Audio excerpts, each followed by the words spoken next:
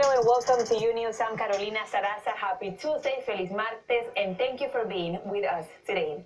And we begin today in Washington, D.C., where President Trump continues to claim that the U.S. economy is very strong. On Monday, the president calling to cut interest rates and again criticizing the central bank's chairman as concerns grow about a possible recession. Andrea Linares has more. Recession probability tracker published earlier this month by the Federal Reserve Bank of New York indicated there was a 31.5% chance the economy would slip into recession over the course of the next 12 months. Caro, now back to you. Thank you, Andrea, for that report. Now, Romanian President Klaus Iohannis visited the White House today for talks with President Trump.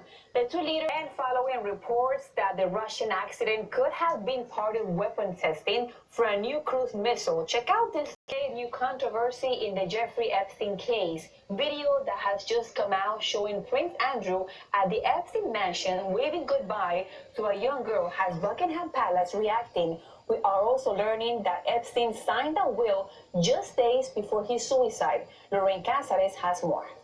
Has never been approached by police and says he is willing to be questioned by authorities in the U.S. or the U.K. In the United Kingdom, the age of consent is 16, and that's an important detail because if the prince is proven to have been involved, his lawyers could use that information as a defense if he is in fact going to face legal actions. To make matters worse for the prince, new evidence of flight logs shows him and his accuser, Virginia Roberts, arriving in the same cities on the same days. Carolina, back to you. Thank you, Lorraine, for that report. And coming up, we have the Planned Parenthood is pulling out of a government program because of a Trump administration rule it calls an attack on women's rights. Now, other clinics must decide whether they will follow suit. Dulce Castellanos explains. America's most populous state making an effort to limit fatal police interactions by amending the standard for deadly force use. California Hispanic woman, the El Paso shooter, is someone very familiar to her. That's because this woman worked in the home of the suspect's grandparents. Pedro Rojas sat down for an exclusive interview to hear her story.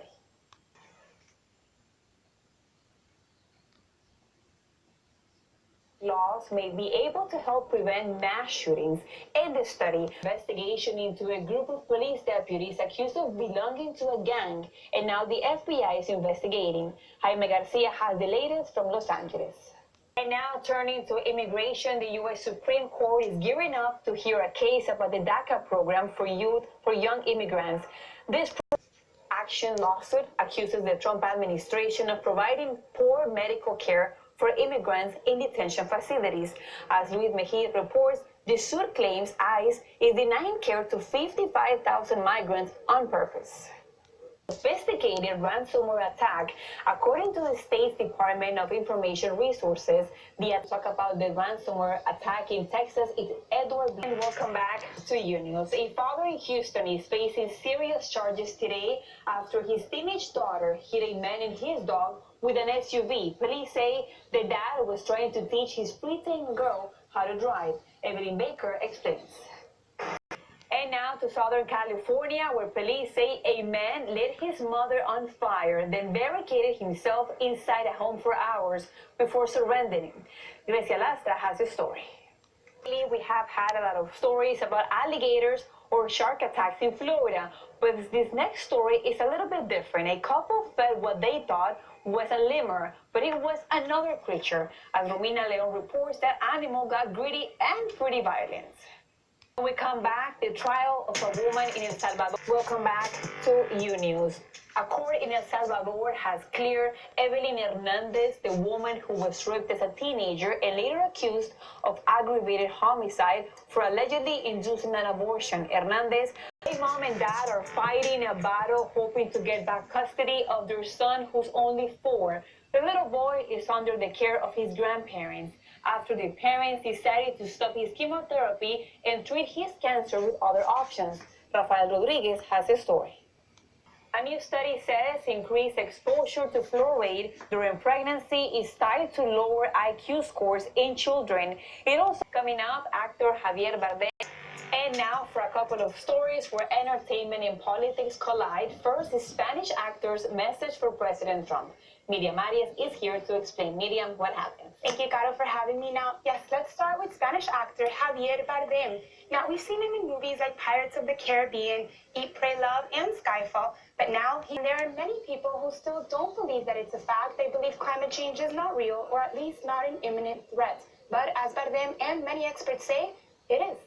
And it is not the first time that Bardem speaks about climate change and the environment. He actually worked on a documentary with his brother Carlos, who's also an actor. That's right, so they were both part of it. It's called Sanctuary, and he actually teamed up last year with this organization, an NGO called Greenpeace, and together, they're advocating for people to talk more about this issue, and they're also, the reason that they're at the UN is because they want to advocate for a global oceans treaty to create, more awareness and also make sure that international waters have more protection so that there's no fishing, there's no drilling in a certain part of the ocean. They're advocating for 30% of the ocean. These people have so much power, especially on social media. I'm so glad they're using it for something so powerful and significant as climate change. Yeah, it's always definitely good to see things like that. But now, from one artist making news, I want to go to another one, Caro, and this is a singer and songwriter, Elton John, who is raising his voice in support of Prince Harry and Meghan Markle.